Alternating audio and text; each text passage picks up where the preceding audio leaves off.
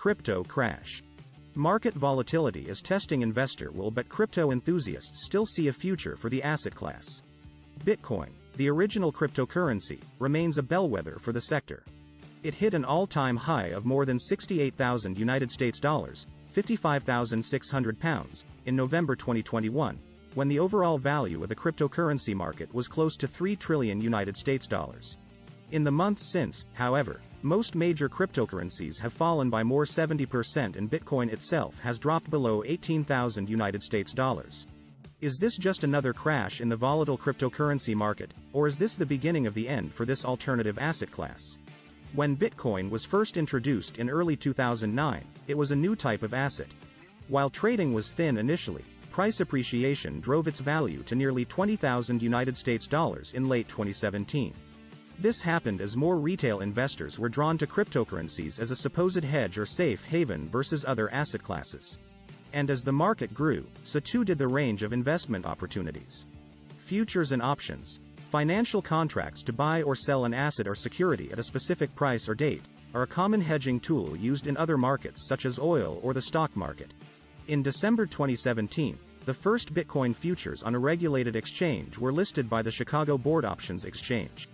Bitcoin options followed on the Chicago Mercantile Exchange in January 2020.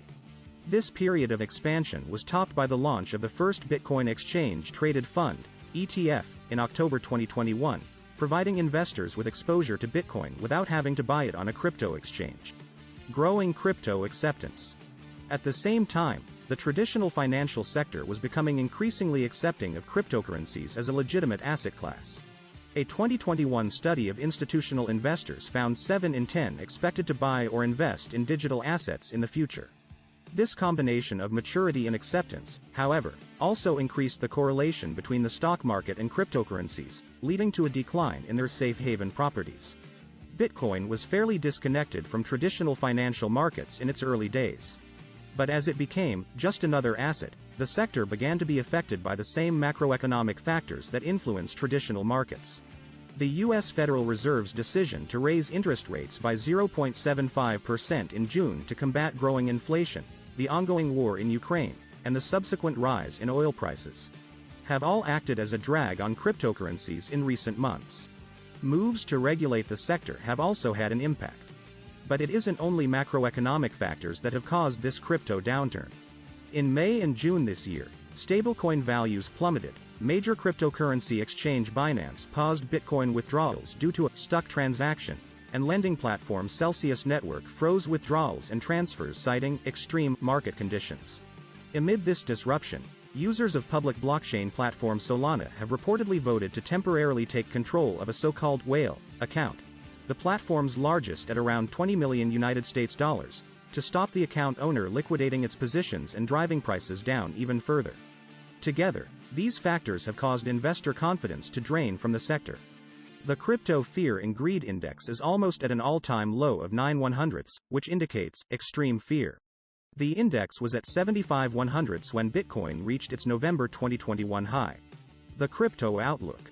So what does the future hold for this alternative asset class? As can only be expected in the cryptocurrency ecosystem, the range of views is extreme. Some see this market correction as a great time to buy the dip. Others believe this is the end of the party for cryptocurrencies.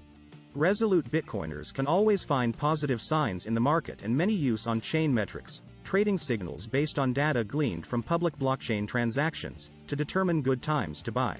Recently, popular metrics including market value to realized value, MVRV, a ratio showing current versus average coin prices, suggest Bitcoin is about to start an accumulation period based on past history.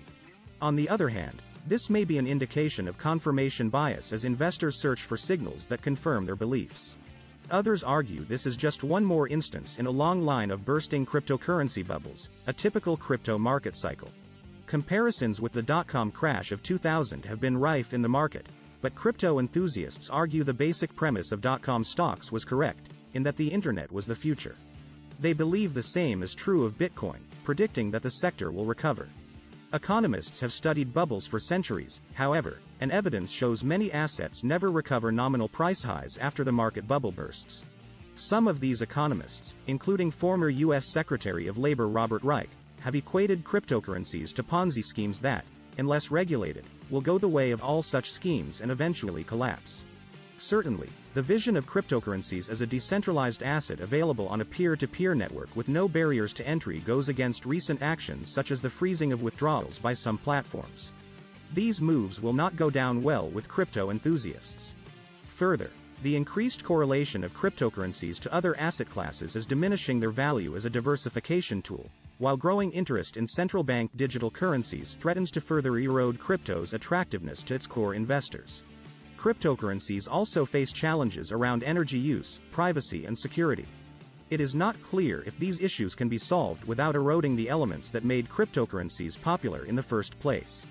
The recent US launch of a short Bitcoin ETF, which enables investors to gain from declines in the Bitcoin price, will allow investors to hedge their positions and trade against Bitcoin. Investing in cryptocurrencies is like riding a roller coaster with large appreciations followed by sudden dips. Volatility is endemic, bubbles and crashes are commonplace, and there are divisive opinions on environmental, ethical and social benefits. The major correction in this market has tested the will of even the most avid crypto enthusiast. Buckle up because this story is not over yet. Why right now? So that's the already difficult backdrop for Bitcoin, and then, the past 24 hours saw these developments. 1. Binance, the largest global crypto exchange, basically a platform for trading cryptocurrencies, paused all Bitcoin withdrawals for a few hours.